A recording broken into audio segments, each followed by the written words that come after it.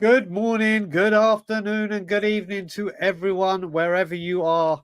It is 6 p.m. in the UK, which means it's time for Evening Brews.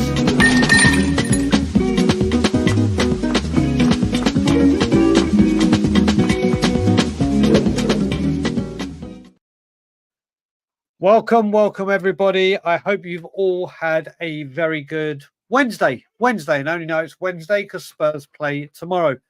And back with me today, a dear friend, a fellow Saint, a fellow Spur.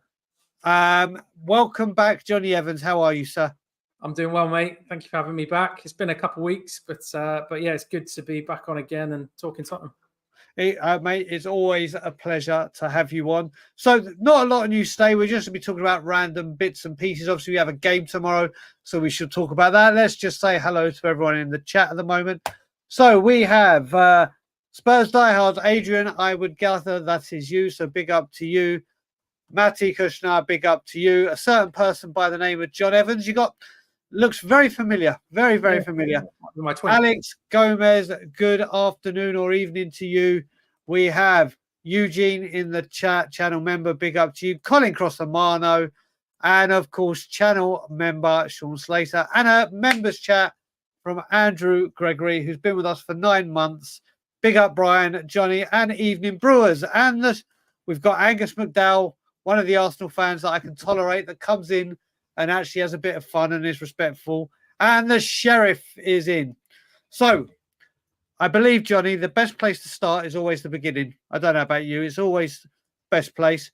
And we're going to start by a certain scouser that's been running his mouth. Jamie Carragher has obviously had his say. I think everyone's seen this. And this is what he's had to say. I think Romero has been awful this season. But my point is that nothing really stands out at you going, oh, that's a nightmare. But they still concede lots of chances and lots of goals. Now, the funny thing about this is we've conceded the same amount as Arsenal. We've got one of the best defences in the league. Yeah. I don't know what he said. Listen, I think he has switched off Jonny a couple of times. Yeah. But to say he's been, what was the word he actually used, Jamie? Awful. He's been awful. Awful. I mean, nightmare, something like that. Yeah. He said awful. I mean, what is he talking about? I'm a little bit baffled, and to be honest, it feels like Carragher. Whilst I personally think Gary Neville's probably a slightly better pundit and a little bit more intelligent with his analysis, I've never thought Carragher was a bad pundit by any means, but this feels really base level. Do you know what I mean? It feels like he's really not been watching us, and I find that hard to believe. I mean, Romero has still played really well, particularly in terms of how we progress the ball up the pitch and things like that. So to lay everything at his door for the chances that we've been conceding and things like that is really, really base level for me and doesn't speak to what has been arguably more of a team-wide issue in terms of how those passes have cut through. I know that there was, the goal we conceded against Newcastle where he stepped up and the rest of the line didn't, and he was kind of held accountable for that, plus the first goal in that game. But, it depends how you look at it. I mean, Romero is a player who is aggressive in his press. He likes to step out of the back four and press forward. He did it in the game against Brentford when he played that ball through to Son to lay it on for Maddison for the third goal. So, it's just really, really base level punditry, like almost like a hot take that I'd expect from, I don't know, any of those kind of YouTubers that are just throwing out hot takes to try and get clicks. So yeah, a bit disappointed in him, to be honest. And he's really not. I don't know if there's more to that quote, but Jonny, I reckon there probably is. And again, probably take that quote, but to say awful, I mean, first of all, I will say Avi Matty has put it as well. Shana Tova Hag Sameach to any Jewish people celebrate it, or any Jewish people that are watching, wishing you all a happy, sweet, and healthy new year. But yeah, getting back to Romero, I mean, I completely forgot until about the 88th minute against United, Jonny, that there was no Son and Romero was captain. And it was a captain's performance. And I think apart from listen, Romero's job is to defend, obviously. He is a central defender.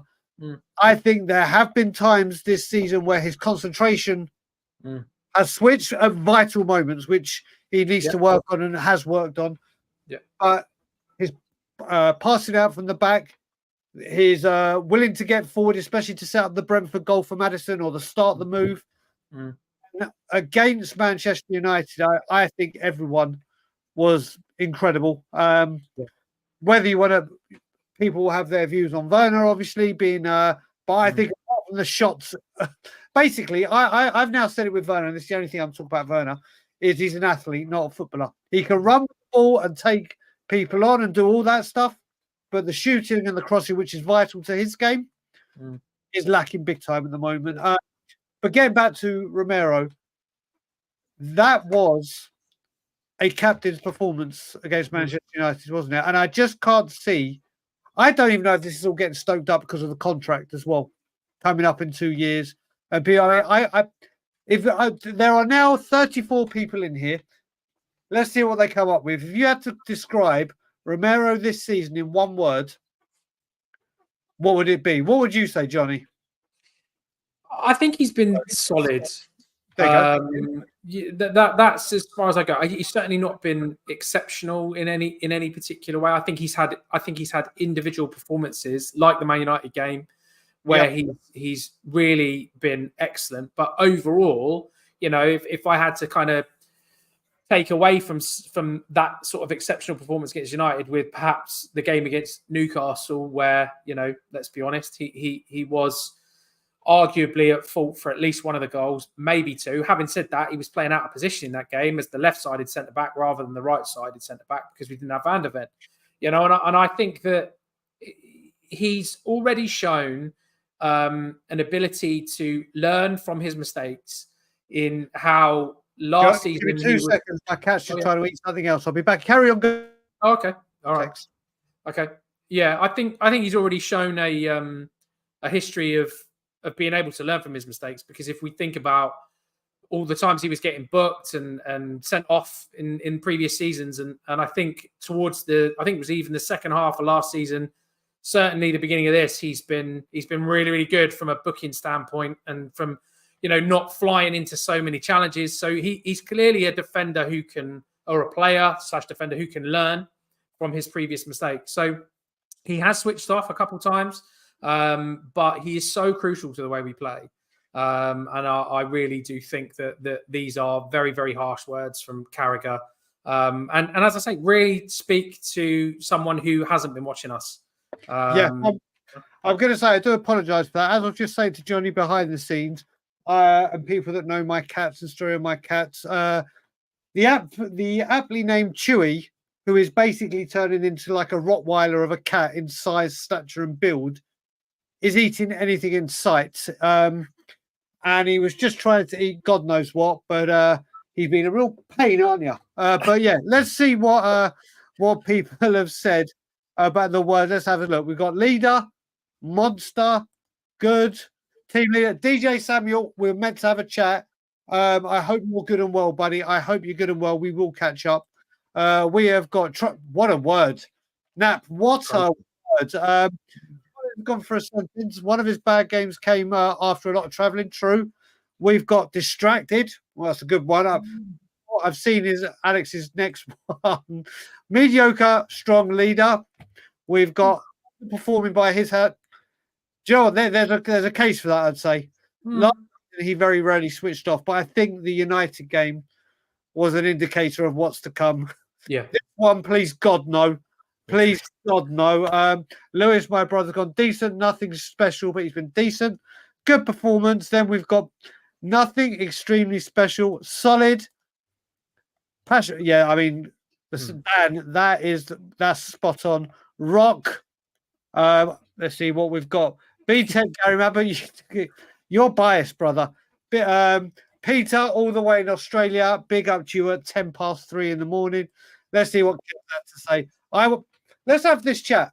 Let's have this chat very quickly.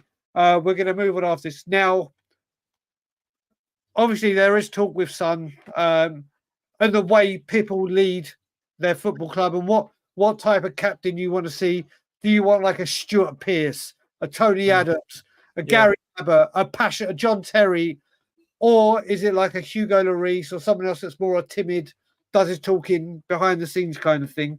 Which one are you, Johnny? Are you want that leader on the pitch that's passionate, or the silent one?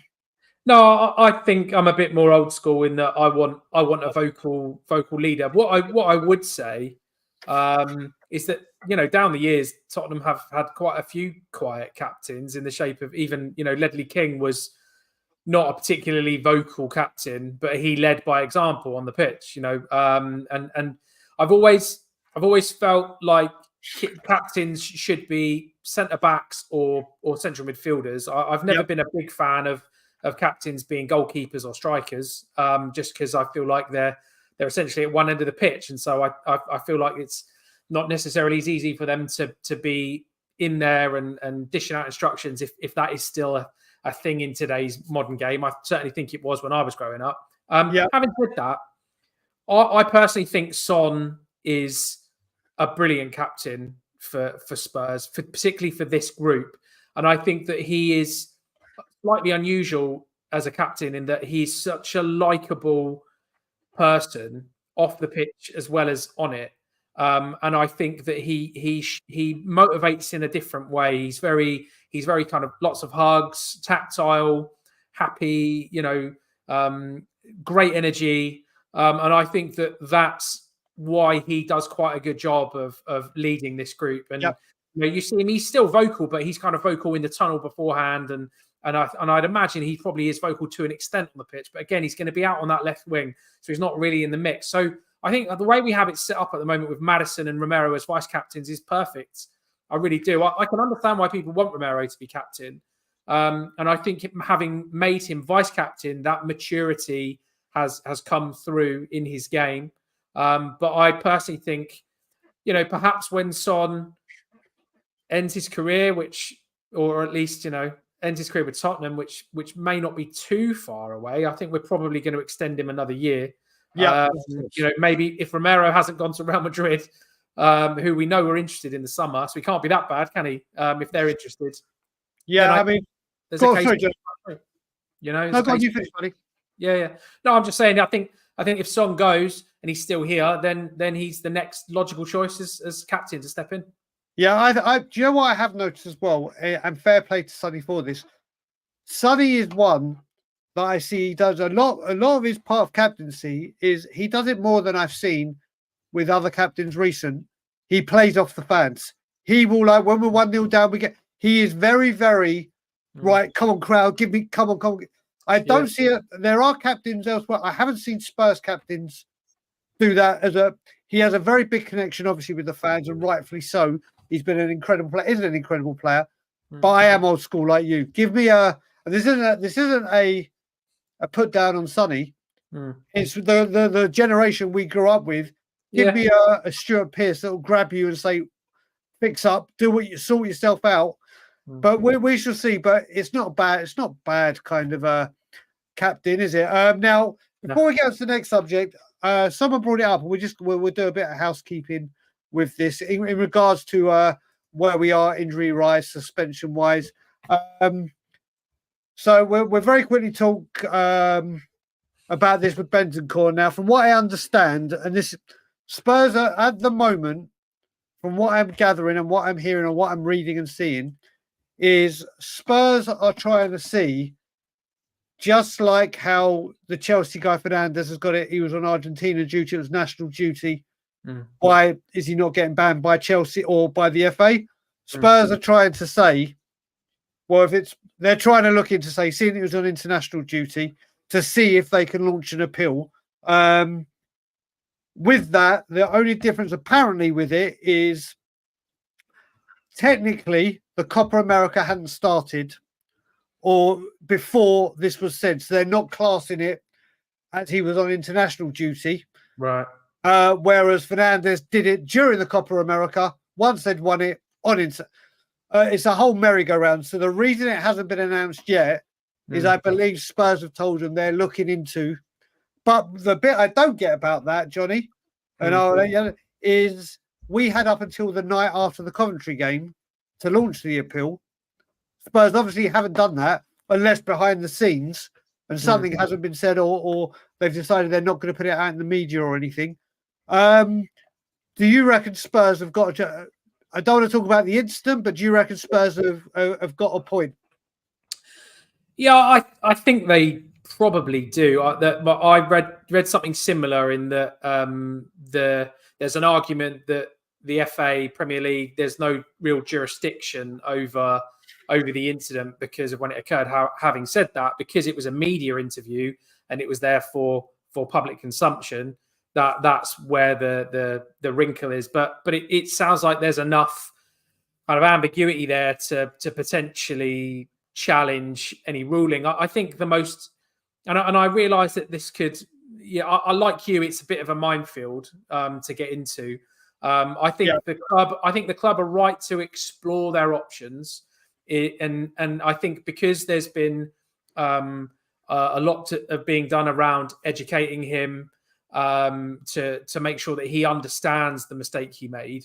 I think that's it really, really important and shows willing on the club's part to correct these things and to actually make sure that no other players are, falling foul of similar mistakes and errors. So I think, they're right to do their due diligence on it. And it's whilst I want to make sure that he doesn't get off scot-free, as it were, I also, it would be a real shame for Bentancur with all of the stuff that's blighted his career over the last couple of years with really unfortunate injuries. He's really hitting a nice patch of form. And, whilst that shouldn't necessarily matter in relation to the incident, purely from a Tottenham fan perspective, thinking about us on the pitch and his footballing career, I really hope that he, can avoid any kind of ban and perhaps take a fine instead and, commit to learning and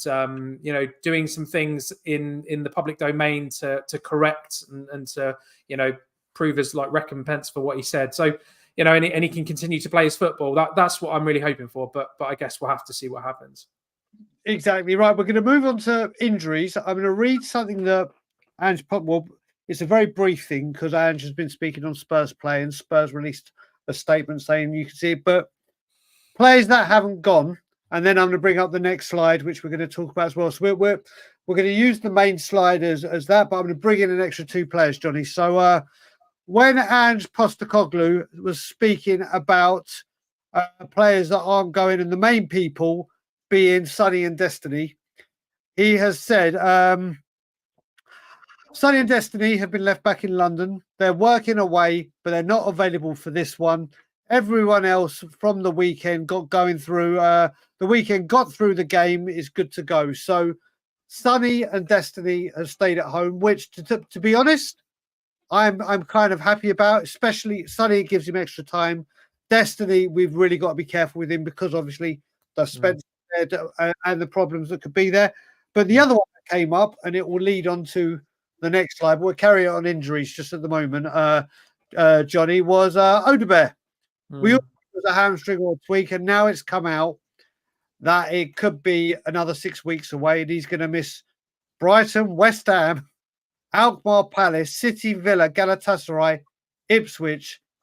There are some tasty games in there. And I think this is another great reason why he's kept Sonny at home. Because with Odebert out there, it's now what? Sonny and Werner. If we're looking at it and saying a big part of this right now, and I think a big part of our season, and people in the chat, I don't know if you agree with me or not, or what Jonny's about to say, game management and managing these injuries so they don't become longer is vital for the season, isn't it? Yeah, it is, and I think Paul O'Keefe is obviously the source on that, and I've seen in the threads that kind of follows that he's not necessarily entirely certain on that timeline, because originally the suggestion was that he would be back. Odebert, would be back in mid-October, in a couple of weeks' time after the next international break. So the fact that we're now talking about after the November international break and another 6 weeks is really disappointing. I think, having said that, Mikey Moore, there's an opportunity here for him if we're willing to give him a chance. And obviously, he got a decent stint against United.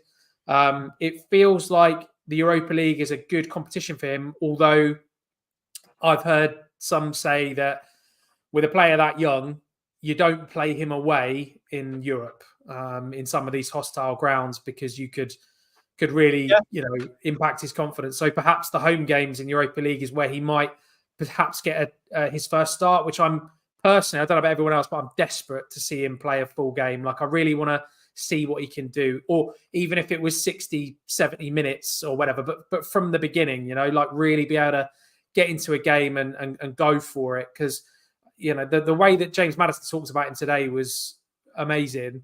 Said some great things about him and how even at 17, he's got a man's body and he's strong and got great skills, and he has to pinch himself a lot of the time to remind himself that he's only 17 years old. So I'd love to see him get a run. Obviously, you spoke about Werner earlier. I know he's a flawed player, and I've seen a lot of people saying this, man, I'm rooting for him so hard. Like, I really want him to do well. Even after the Coventry game where he was incredibly bad. Like, he was so poor in that game. It made me feel like I wanted to just go and cancel the loan like immediately and send him back to RB Leipzig. But, he did well against United. And there's a few people saying that perhaps he really contributed to that game more than is obvious from looking at the scoreline and from the fact that he missed two big chances. But the way that he plays and the way that he helps us stretch opposition back fours and his pace in behind, the threat he carries is still really valuable and still really useful. So I do think, he was good for us last season, Werner. We've got to remember that. And whilst he's here and he's on loan, I do think we need to utilise him. But I just don't want that to block anything for Mikey Moore, who, yes, he's 17, but if he's good enough, he's old enough. Do you know what I mean? Chuck him in. Yeah, I mean, well, we're going to stick on the Fenerbahce preview now, and obviously, actually, we'll talk about team lineup and everything, and Mikey Moore we'll have a big chat about. Obviously, there's a big elephant in the room that everyone got very, very confused with today because Sergio Reguilon was on the plane. Yeah, and Lily White Rose came out and said the logical explanation for this is owing to the news of Odebert being out injured for a further 6+ weeks. Spurs have taken the decision to replace him in the squad list with Sergio Reguilon. Now, this has been confirmed incorrect. You cannot change this team until the latter part of the stages. But the reason, obviously, you and me, Jonny, spoke on WhatsApp and beside the scenes, and a lot of people started putting two and two together, saying, well, why wasn't it Spence as opposed to Reggie? And again, from this, Aj Postecoglou has come and said, as for the inclusion of younger players and Sergio Reguilon in the travelling party, and added, we've got training sessions here, so we've brought younger players and Reggie just to make sure the quality of our training is what it needs to be today. Now, again, that clears that up. But then again, it's like Spence has been left out again. Maybe it's because Spence has a bit more in the first team now. And it's like, stay at home, carry on what you're doing. There's no need for you to come out to Hungary. Reggie could do. It's a strange one, isn't it? I've never heard something like this before. To improve the quality of training, we're taking youth at an outcast out. Yeah. So we can't put Spence in the squad. We're not allowed. He doesn't fit, and that's because we don't have enough club trained players to give us the full allocation of 25 players in our squad. So our current Europa League squad is only 23 players. Correct. Because we sold Skip and we don't have enough club trained. Had we signed Marcus Edwards or Walker Peters or any player from our past that's come through the club academy, then we could have had the full 25-man squad, and Spence would have been included. So it's Spence will know that why he's not part of the squad. But yeah, you know what? So before you go, Joe, I just want to bring up what Psycho Fox just said, because this could be a massive part of it. Maybe Destiny is more than a week out, maybe. And Spence could not say this is just joining the dots. Yeah. And then if that is the case, that makes total sense, doesn't it? It would does. make total sense. It does. And by all accounts, Spence had a really good 45 minutes against United. And do you know what? Something, if we're talking about Spence at the minute, I was listening to which podcast was I listening to? View from the Lane. And Jack Pitt-Brooke made an absolutely brilliant point, which, I mean, it was a bold one, but he basically said, Jed Spence has saved Tottenham's season, is what he said. And if you think about it, the goal he scored against Coventry and then and his involvement in the winning of that game against Coventry has potentially sort of spurred things on because, pardon the pun, but had we lost that game, we would have been out of the League Cup. It would have been 1 win in 5. Yep.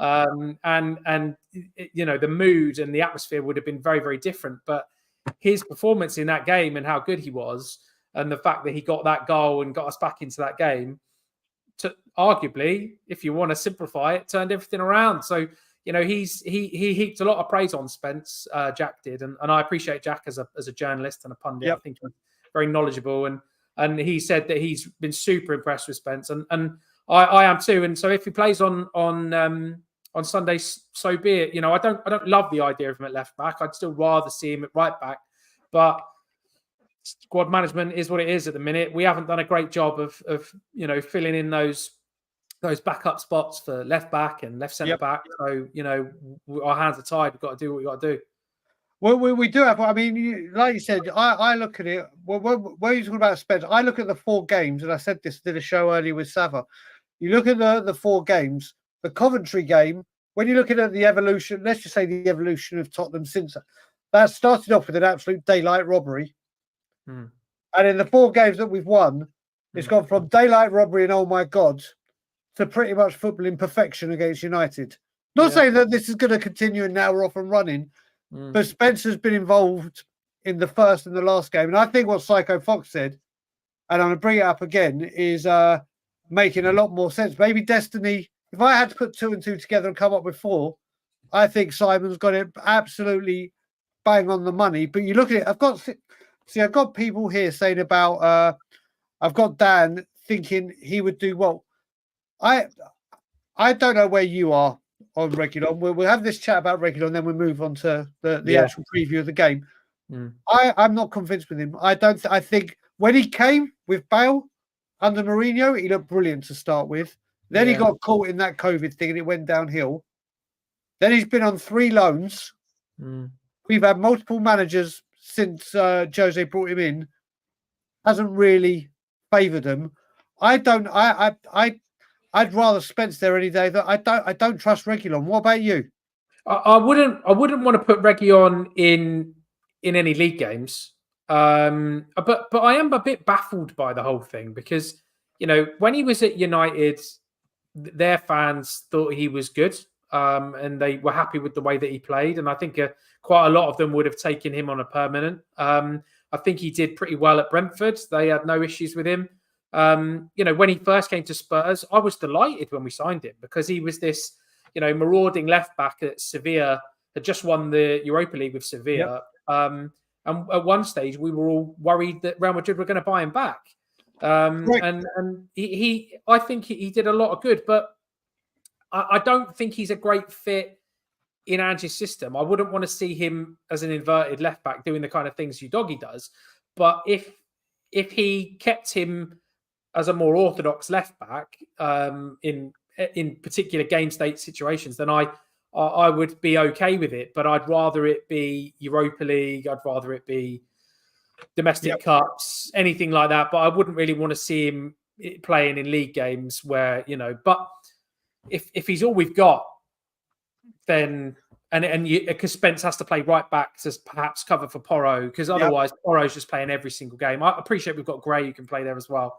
It's a weird old situation. I don't dislike Reguilon. I don't think he's a bad player by any means, but I am a bit baffled why he just seems to be out in the cold a little bit. It doesn't really make a great deal of sense to me. But so before we move on to the bigger build-up, we'll speak Mikey from a user. Thank you very much, buddy. Doggy injury, no Jed, Reggie ahead of Davies. Honestly, do you know what? I was going to say, let's go on to Mikey Moore. We'll go from back to, we'll start putting in what we think our lineup's going to be. Not like a predicted lineup, but I mean, defensive-wise, what do you expect? I mean, I hope, and I think we will. Vicario's got to keep in goal, hasn't he? He's got to stay in goal. Yeah, I don't see why there'd be any reason to make a change on that front.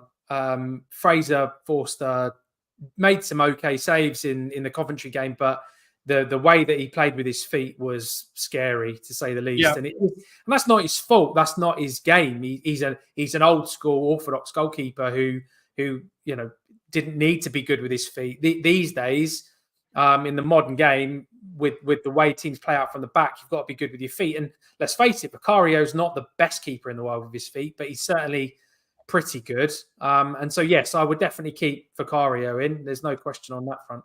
I think with me, I think him coming in for that Carragher game, he needed that for his own self-confidence after Brentford, and I think it's done him the absolute power of good.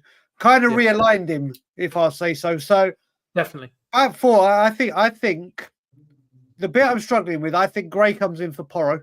Yeah. And I'm fine with that. Yes, we want to see him in midfield, but we need to make sure Porro stays vital. I mean, what you agreed with Porro? Sorry, Gray right back tomorrow? I do, yeah. I think we will do. That's how he played. He played against Carragher at right back, and I thought he was excellent. He's an absolute baller, that kid. So I'd be more than happy for him to play at right back. So I think that's what will happen. Yeah. So what do you reckon centre defence? Well, it's going to have to be. Alfie Dorrington has gone out, and I know they said some of the young players, but the young players that have gone, I think he is the most likeliest to get minutes. I mean, where would you go with the centre backs? Well, I think it's. I actually thought Davies played really well against Carragher. He, particularly when he was carrying the ball out from the back and pinging a few long passes as well. But I think he's going to have to play left back because we haven't got anybody else who can play there unless he puts a midfielder back there. Yep. So it's going to have to be Romero, Van der Ven, and Davies. I think, unless he plays Dorrington, which I think is unlikely, don't we think? I can't see him playing Dorrington. That's it. I mean, let's see. There's 82 of you great people in here. Who are you going back? All right. We've got Porro obviously at right back. Who's your remaining 3 defenders? I can't choose this. Because I think you've also got the choice of, does he play Van der Ven left back and Davies centre? Does he move Davies left back? Because I will say, when we saw the Carragher lineup, with Ben Davies in, I actually didn't care. I didn't care because he didn't make wholesale changes, which was going to put loads of pressure on the back 4. It was scattered here and there, and the team could do the rest. I don't know. I really would like to see Alfie Dorrington get some minutes. But again, when we speak about Mikey Moore, I agree, not that he should play away games could be hostile. I agree. But I think we need to gradually bring it. I think starts at home are more likely than away. He came on and got more minutes than he had done against United. I think he's going to be phased in more and more in away games with the probability of starting home games. And that's the thing. There's such a big buzz around Mikey. Do you want him to come on, not perform to the standard that we all know he's got in him? And then that rock him. But we'll speak more about Mikey when we get there. Let's see what people have gone. Yes. Oh, no. There you go, sir. Casanova can play right back, but I doubt I don't. He's one of the ones that I think has gone out there for training. Making up numbers. Carl Mabbutt, King Rose. That's not going to be happening. Big up, Terry, my brother. I hope you're good and well. What have we got? Porro, Dave. Oh, he's gone for Gray at left back. I think he can do it. I think Gray has played left back for Leeds, I think. Not many times. I think it's vital, Reese, brother. I think Jonny agrees. We got to give Porro the rest time. Yeah. Brighton's a big game. He's going to be heavily used. Yeah. I mean, well, we shall see. So let's see. Sarko's gone. Archie at right centre back. Yeah. Had the Ven night off. As mentioned, he played. Okay, see, this is the beauty at the moment. Who knows where we're going to go? So there's been a few. What's Kaufman saying? With the picture Spurs are sharing, Reggie, I think he's not, mate. He cannot play. He cannot play. And Ben, just in case you missed it, Andrew said that as for the inclusion of players and Sergio Reguilon in the travelling party, and Jadid, we've got training sessions here. So we've brought young players and Reggie just to make sure the quality of our training is what it needs to be. That Reggie cannot, all the rumours that he's been swapped with Odebert are not right, are correct. He won't be starting. He can't play until February. Right, midfield three. Yeah. Buddy, who be your midfield three? Same as Carragher, but this time, thankfully, Bergvall should actually get to play the entire game. Bless him, because it broke my heart watching him come off against Carragher and seeing him on the bench with his hood up, looking like he had tears in his eyes. I was devastated for the kid, absolutely devastated. So I think it'll be Bissouma in the holding role, Papsar and Bergvall, I think, will be the midfield three, and I think that makes sense. All of them need to play some significant minutes. So yeah, I think that'll be the three. I know people are saying like Kulusevski, and but we have to try and be measured in the Europa League. There's lots of games to get through. There aren't that many points required to escape from this league phase. And so I think we try to be fairly measured and balanced. And, Kulusevski's been vitally important for our play in the Premier League. Like, we need to protect, him and Maddison, Van de Ven, we need to protect. And this is the thing, I think Van de Ven's more important to us than Romero is at the moment. As much as I really rate Romero, and I think he's fantastic and important to the way we build up, we're all in awe of Van de Ven, and he's just magnificent, and he fundamentally changes the way we play when he's not there. So I'd rather protect him than anyone else. But I just think the back four, we don't have enough options, and I won't go into a rant about it, but I'm so disappointed in Langer, to be honest, and whoever else is responsible at the club in terms of squad management. They didn't do enough in the summer to cover us, in the positions that we needed to cover. And now we're in situations where we're going to have to play players that really could do with a rest. So I'm frustrated about that, to say the least. I agree with you. The midfield, it should be the same. I thought, but then I'm very torn with this, because again, everyone in the chat get involved with this. I've heard a load of people saying playing the strongest team possible. Get 3 or 4, get the win or get the lead, and then you start bringing them off in the second half, or you sub them at half time, get the job done. That is all well and good on paper, in theory. Yes, we're going away to Hungary. Yes, they're a weaker team. Yes, we should overpower them. Yes, we should get the job done. Listen, we see it in the FA Cup. We see it in everything. That doesn't mean playing your strongest team guarantees you to get ahead. I think with the international break coming up, and Brighton is a big game, and a big game because of the style of play. People are saying that we haven't beat Man U, aren't the Man U. They don't know what they're doing. Well, Brighton do. So the Brighton game, and rightfully so, because they're playing very well, is getting a lot of hype for that game being a bigger game, technically, probably for where we are in the league. Compared to United currently. So I am going to agree with you completely with midfield. I would want to rest them. I remember, and I don't know why I have this in my head. I remember when the Filth had Fabregas before he went to Barcelona, and he had an injury, and they were losing 1-0 to Aston Villa. They brought him on because they needed to get this win. They're going for the title. He scored 2 goals, and one of them was a free kick, and he did even more of an injury getting the free kick. But the commentary on that game says Fabregas for emergency purposes only, as in to bail them out. And that's what I'd like to see with the midfield. Keep them, like you said, the same, especially Bergvall. Bergvall is the first name on the team sheet for me, because it's his chance to do something. And what delivery he's got from corners. We saw. I think you keep, as much as I see people are also. I'll put the question this way to people in the chat: are you play your strongest to get the job done and sub, or are you keep them on the bench and then if emergency needs, you bring them on? That goes to you, Jonny, and the chat. Well, I just don't know. Yeah, I don't think that there's necessarily a right or wrong way about it. To me, it really depends on the particular fixture. So, for example, the Coventry game in the Cup, I recognised, and I'm sure many others did, that Coventry are a bloody good football team. Even though they're in the Championship, they pushed Man United all the way in the FA Cup last year, and they're a bloody good side at home, with a good manager who plays good football. And I felt like in that game, we should have put a stronger team out initially to get a control of the game and try and get a lead and then make changes. But instead, he made a whole bunch of changes. They were disjointed and we struggled. And we then had to do the opposite, bring guys on late and desperately claw our way back in. And let's face it, we were lucky, right? We were nothing short of lucky against Coventry. With Carragher, it was slightly different because we were at home.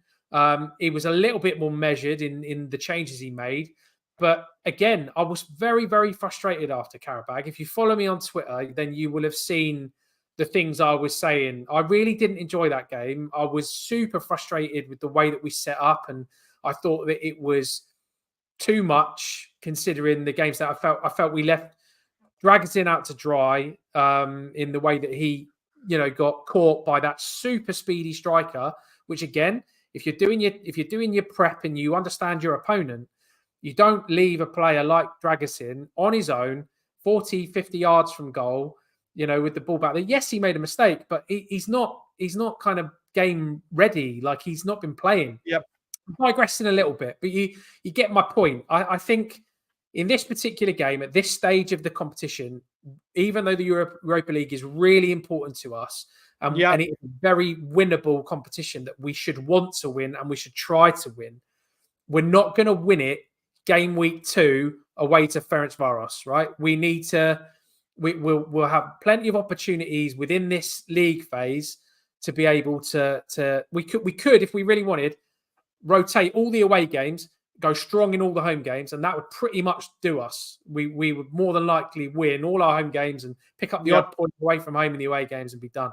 So I just think now's not the time to be going strong, particularly with players, because what if one of them gets injured, and then we're in real trouble. So it's about finding a balance. It's about understanding who your opponent is and making the decision based on that. So for this game, I would rotate and have the big hitters on the bench if we need them.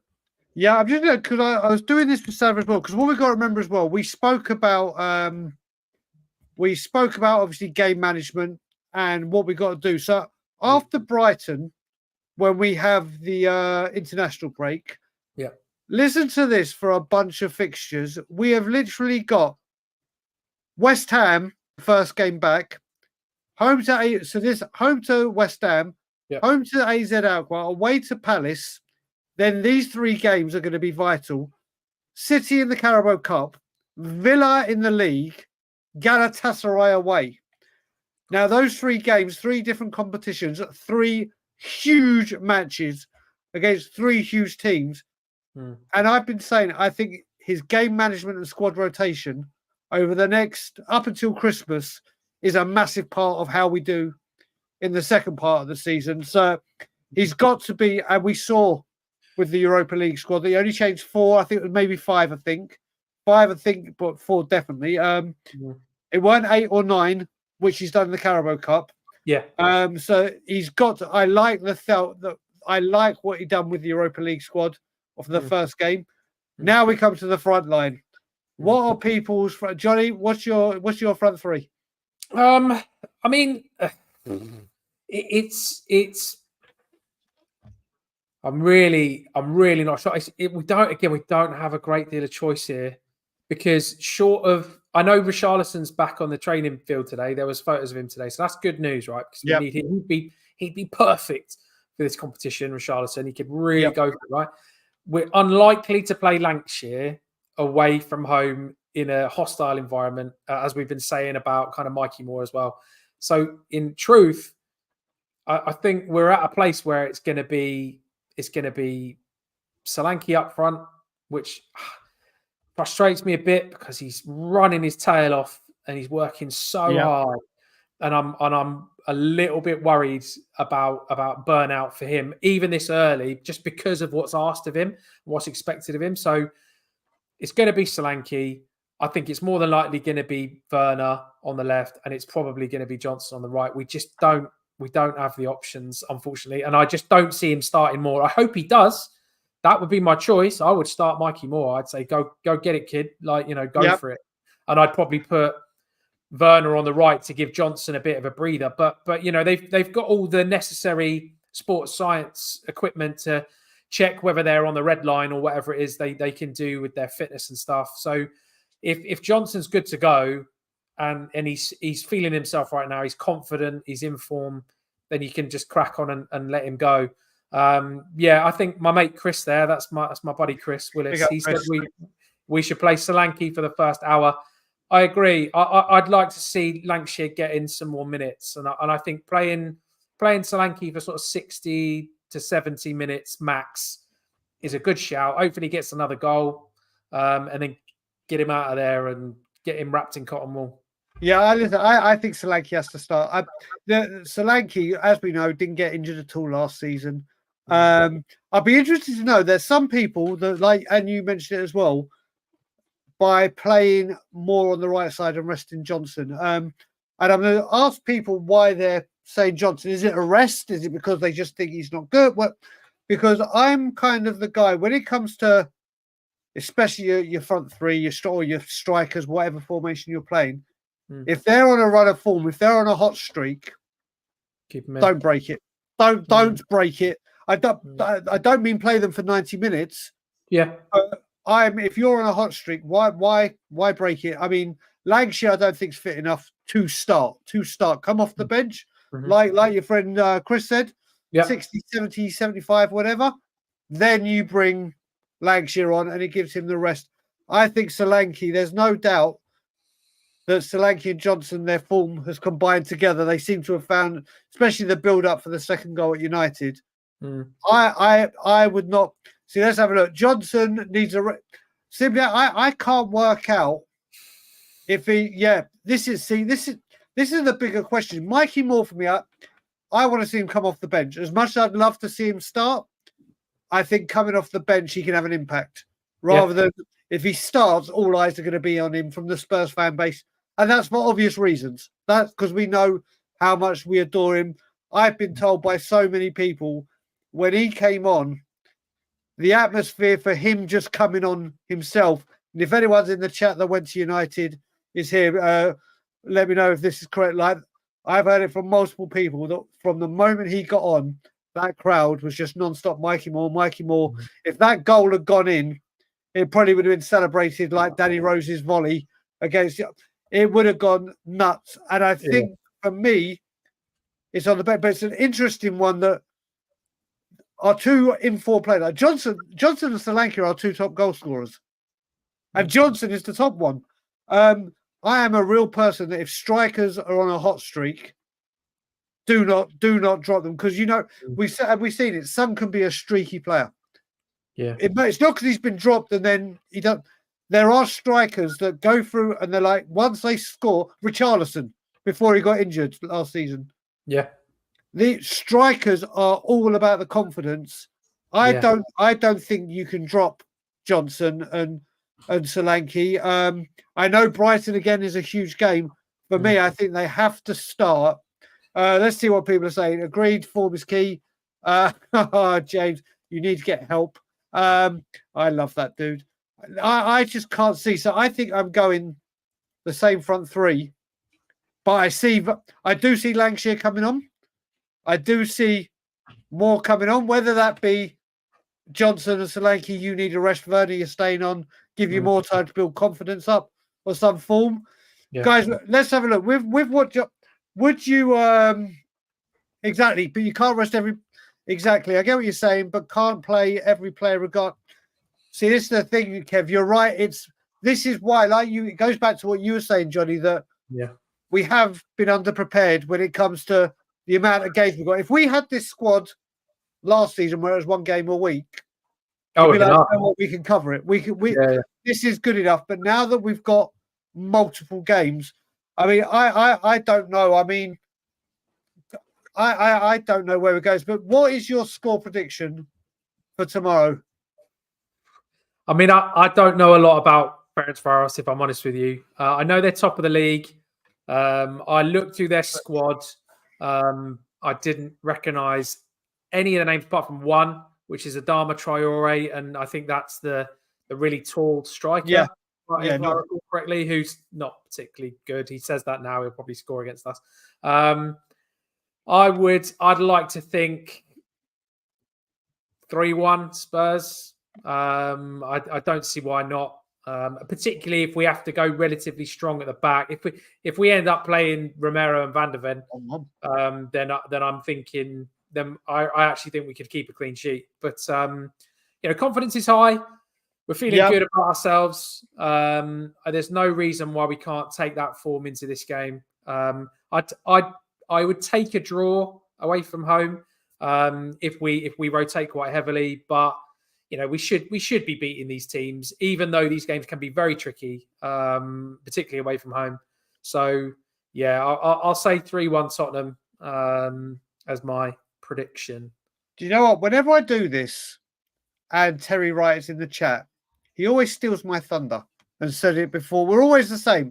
I think it is going to be 2-0 Tottenham, but I think these goals are going to come both in the second half and in the latter parts. I think it's going to be a lot harder than we think. There's only 1,000 odd Spurs fans that have gone out there. Yes, they'll be loud and noisy. I think this game should be a lot harder than Carragher, actually, only because of the away element. But talking of score lines and crazy score lines, the youth team yesterday deserve a lot of credit for some absolute madness of a score. I believe we were 4-1 down at half time. One point. Yeah. And we got it back to 5-5. Yeah. And then won 5-3 on penalties. Obviously, we don't know a lot of the players by at that stage, wherever they were. But that is some bloody good comeback, isn't it? And to have the balls to get through penalty. What a performance from our youngsters, Jonny.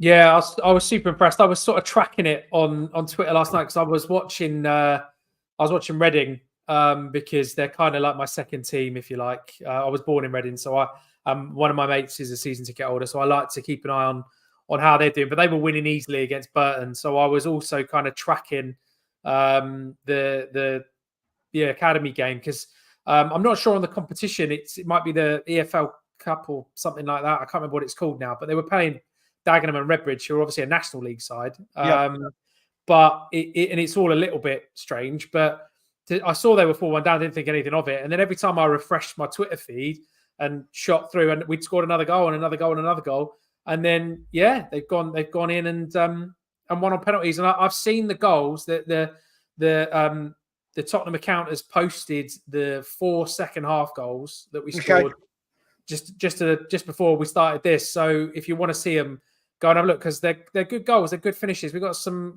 more good young players coming through. There's a young lad called Yusuf who scored the 5th, who's getting some good reviews. Looks like a bit of a baller. So and Tyrese Hall was there, who I'm a big fan of Tyrese Hall.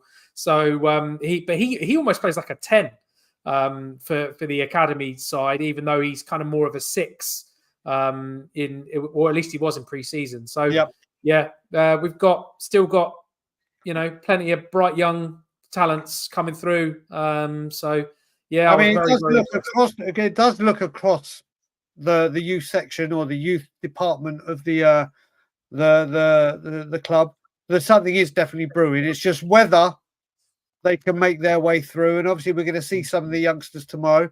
But we're going to go through the questions that we've got.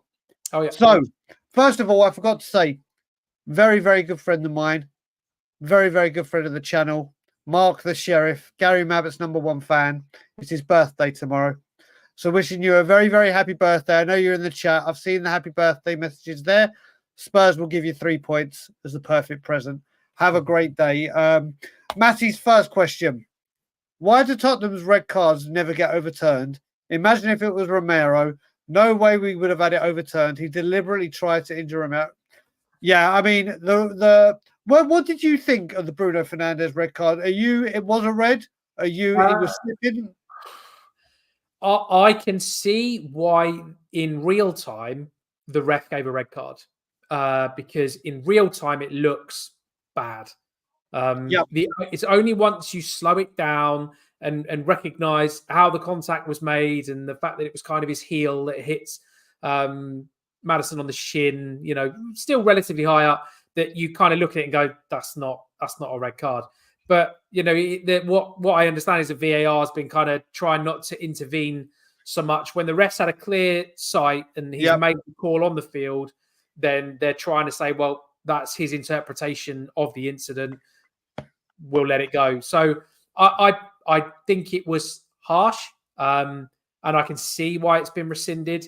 To answer Matty's question, I think a lot of it comes down to the reputation of the player, and unfortunately, Romero, even though he's changing it, Romero's had a reputation for being a bit rash and a bit reckless. And I think that lingers and we don't end up kind of getting the kind of same treatment that a player like Bruno Fernandes would get because he's not known for getting red cards and for rash challenges and things like that. But he is known for diving, Jonny. He is known for, he's got a bad reputation on the other side. Yeah. So whereas I agree, Shearer even said it when he was playing. People got booked. If it was that person did it, the card was coming out based on the reputation. Yeah. I still think I'm surprised. Am I surprised it was overturned? No. When I saw it, did I think it was a red card? Yes. When I saw the replays, did I think it was a red card? Yes. If it had been a Spurs, but what I will say, if it had been a Spurs player that done it and had got a red card, would I argue it? If I'm true to myself, of course you would. Probably yes, but but of course they get overturned. But like Matty's right, ours hardly do. Next one. Oh no, we've dealt with that with Bentancur. Bentancur we dealt with. Colin has said, so this is the thing. Venevacos were a strong force in Europe back in the day. Also, Spurs have been very, very careful with this. Spurs have put loads of things out now, and I know because I've got people out there. They have said, do not go into the pubs. But when the game day is, we're putting coaches on. You're going straight in and straight out. There is no messing about. Wow. They are known to be a very, very hostile crowd. It could get very, very spicy. And it's one of those teams, like when you go to the Belgrade teams or anything like that. In Eastern European, they have the ultras. They have these crowds are going to be extremely hostile. And this is another reason why you say, what we were saying before, Jonny, do you play the big guns, get the job done, then bring on the sub? See, this is where the managers earn the big bucks, isn't it? It's like, absolutely. Do I trust my youngsters, and if I need to bring on the youth, or do I do it the other way around? And this game, I think, is a lot trickier than people are actually willing to say right now. Yeah, they always are, man. Like the coach they've got, I believe he was, I want to say RZ's coach previously, or I'm sure it was a Dutch side. And he'd done a good job with them, got them to the semi-finals of the Conference League, I think it was, whoever he was manager of before. So they've brought in a modern, progressive coach who will have them playing pretty good football. So really a lot of it's going to come down to, and I thought Carragher played some really nice football and had some decent players, but execution was where they were lacking. And that often is the case when the level of player you have is lower. And I think that's what it will come down to, that they will be bang up for it and they would love to beat us. There's no two ways about it, whichever side we put out. Whether they can execute and whether we are sloppy in our play, if we're complacent, then we'll get turned over. We've seen it many times before. Let's be honest. This is not our first rodeo when it comes to playing teams in Europe who shouldn't beat us, but have done. So if we take it for granted and we piss about, then we'll get beat. So we shouldn't be arrogant about it, because none of these games are easy. You just got to look at FC Mura, Ferrero de Pacos, or whatever they were called, Ferrero Rocher. Ferrero, yeah, my goodness. Partizan Belgrade when we were 3. Was it Partizan Belgrade? Dynamo Zagreb, wasn't it? Dynamo Zagreb when we were 3. Yeah. And their manager was in prison. I will say, and I saw it in the comments, who was it? It was just a harmless. Big up, buddy. Budapest is meant to be a stunning, beautiful city. Obviously, I want to go visit there. Both my wife's or the mother-in-law and father, their heritage goes back to Hungary. It's a country I would love to go see and visit. But apparently, it's not the best of places to be when this team is playing, and obviously football, and that's everywhere. Let's face it. Terry, right, brother. Any word on Richie's return? So he's training on grass. Yep. But that doesn't mean anything when it comes to Richie. I hate to say this. Richie could be training on grass and get injured running. And it's a shame. I got told as well, and I got told by a very, very reliable person, that obviously when he came back pre-season, he came back early, wanted to be fit. He had his personal trainer doing something with him, and he had the Spurs medical team doing something else. They overworked him. That's how that first injury came. It didn't come playing. It was just literally breakdown during the extra work or doing too much, whatever. And he's recovering. He obviously came on. He came against Leicester. He came on in Everton, but he got injured again. Yeah. Him running, he's back up and running, so to speak. But the worrying thing for Richie is you just never know, do you, Johnny? No, you don't. And it's frustrating, because he showed last season in that little purple patch he had that he's a very good player and very capable striker.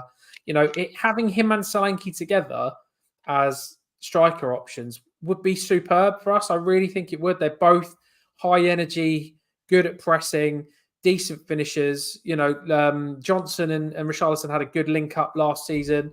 I just think I read a bit of a wild rumor on Spurs community that he was done at Spurs and that the club wanted to get rid of him and they were planning to sell him in January. I don't think that's got much foundation, if I'm honest with you. He looks to me like he's happy and ready to go, enthusiastic in the training gear today. So, and I don't think they'd be posting pictures of him if that wasn't the case. So I'm really hoping that maybe off the back of the next international break, he might be ready to go and start contributing, coming off the bench, giving Solanke some rest in the last sort of 15, 20 minutes of games, and being a player who we can start in games like this one tomorrow.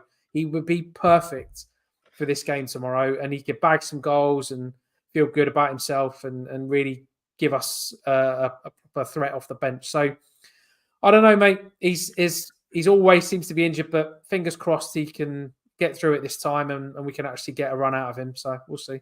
See, I mean, what you got to look at, Richie, as well, is this isn't just this is Ange and the Spurs coaching staff, but the one thing they get frustrated about with him is his lack of reliability to be fit. Yeah. And let's face it, that will be any Premier League club, any Champions club, or any league in any world, or any job in any world. If you can't commit to being fit or well enough to go and do your job, the manager sooner rather than later is going to say, right, this ain't working. But the only other problem you have with Richie is with all these injuries, if we do go to sell him, you're not recouping 50 million for him. No. And who is going to take a punt on a player that you can't guarantee how fit he's going to be? So hopefully, like you said, Richie will come back this time. Last season, we had to use him heavily, didn't we? When we could, and there was no other striker to play instead of him. Yeah. Well, at least this time, like you said, there's the Solanke, Richarlison, and Lancashire if he starts getting games. So we'll see. Your mate Chris question. I'm going to rephrase your question, Chris. If you had to rest 3 from the Manchester United squad, so obviously I'm sure that's what Chris was meaning. So if you had to rest 3, is that the 3 you're choosing? And people in the chat, well, if you could, same team as United. Let's just say he went same team as United, but you could make 3 changes. I don't want to know who for. Who are the 3 you're resting? Yeah, I actually think that this was him in the middle of a conversation with others, perhaps, which is why it's a slightly strange question. But I would rest Van der Ven. Well, I would want to rest Van der Ven, Kulusevski, and Madison, probably. Those are the three I'd want to rest. Yeah, but I'm not sure that we're going to be able to rest Van der Ven simply because we just don't have the options, and I just don't see him picking Dorrington at centre back. And if he picks Davies as centre back alongside Romero, who's he going to pick at left back? And if he puts Gray at left back, who's he going to put at right back? Is he not going to rest Porro? Do you see what I mean? So I just why think he gets the big bucks. Yeah, well, Yeah, exactly. It's tough choice. See, this is the thing. This is Sarah. I don't know if a rest does Van der Ven good. Obviously it does, like squad rotation throughout the season. Yeah. But I reckon right now with him purring, and I do mean purring. Yeah. Again, like a striker, but I don't know if getting regular minutes in this game has helped build up his muscle. If they help, you look at it, but the other way I can see it. But to me, every single thing we do is focused around him. The whole way we play, if we play the way we did against Manchester United, he's not in the squad. It ain't the same result. Period. Yeah, 100%. For me, it's not. Well, obviously, the first goal don't go in. I just don't see, especially away, how you can do it. I would love to. I think he is first name on the team sheet. But we're going to wrap it up there. Jonny, always a goddamn pleasure having you on. Where can people find you if they want to chat to you some more? Yeah, same as always. Twitter's the main place you'll find me. You may not always agree with what I say. I had a crisis of my faith recently, but I'm seeing the light again. But at John T Evans, JONTY EVANS is my Twitter handle. And just like that, it just appears there. Just like that. Who would have thought? Yeah, John, listen, I like you said. This is a thing, though, very quickly. Having what did you say what was the terminology you used? You having a question in your faith or whatever? I had a crisis of faith. Yeah, yeah. That's what you're allowed to. That's the thing. Yeah, things happen, and you're like I said at the Coventry game. Coventry was the first time I said to myself, for the first time in his tenure, I'm questioning whether his message is getting to the players or the players are wanting to listen. He's showing that they are, but that's the thing. You can have that, but obviously that's the thing. If you just go, oh yeah, everything's rosy, everything's brilliant, or everything's shit, everything's crap, everything's this, it's nothing. That's the thing. That's the love and beauty of this sport. But I will say to everyone, thank you for joining us again. There won't be an evening brews tomorrow because I will be at my my Tottenham home at the Scotland Yard watching. There will be a morning brews. It just won't be an evening brews. There will be my reaction. And then on Friday, you're going to have back to morning brews, Adja Management, and the fan show. So everyone, whatever you're doing for the rest of your evening, have a wonderful evening. Have a wonderful Thursday. Enjoy Spurs Day. Happy birthday to Mark once again. Like, comment, share, subscribe. And as always, Levy out.